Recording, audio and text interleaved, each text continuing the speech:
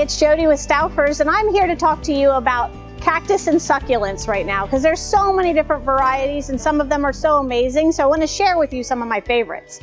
Number one on my list, everyone needs this in their house, especially in your kitchen, is the aloe plant. So great for medicinal purposes. If you cut or burn yourself, you want to just cut a little piece of that tip off, rub it on the burn. The plant itself will heal. So this will continue to grow, will be fine. It'll just have that little blemish on the end, but the plant itself is fine. It'll keep regrowing for you and you'll have this for years. Just keep it on a windowsill with a lot of light, let it dry out in between waterings. Another one of my favorites is the Jade plant. It's again, a tried and true succulent. You can grow this almost anywhere. It does like a lot of light, so you want to put it in a bright room. Let it dry out again. The key with succulents is they store their water in their leaves. So if you have too much water at their roots, they never pull the moisture from their leaves. And that's why some people will complain that the leaves got mushy.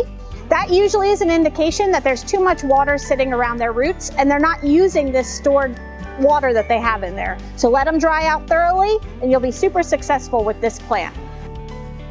Plant growers are always coming up with new things, and in the succulent category, that is more true than ever. One of the coolest things I think that has come out recently is this string of dolphins. It's in the same family as string of pearls, so if you're familiar with that plant, very easy to grow.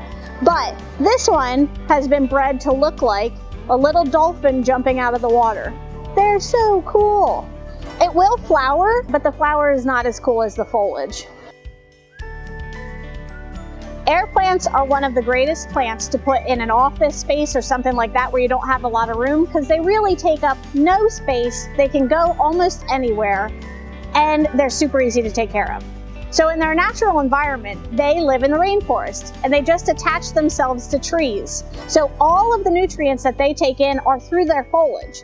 So the best way to take care of them and be successful is to get yourself one of these little mister bottles and just give them a quick spritz once a month maybe, and that will help keep the moisture on their leaves and help them be happy. But you can see how many different varieties they are and different cool things that you can put them in to grow them. Very fun. There are so many different types of cactus and each one is unique. The greatest thing to do with them is to kind of put them in a grouping together. But again, you're just going to want to be very careful when you plant them. The important thing with cactus and actually succulents too is you really want to use a well-drained soil. You think about their natural climates, they're living in sand. So a lot of the cactus soils that you get have a lot of sand, so they drain quickly and take that moisture away from the roots. So if you're going to get cactus and repot them, A, be careful, and B, make sure you're using a cactus soil. No succulent video would be complete without talking about the Echeveria family.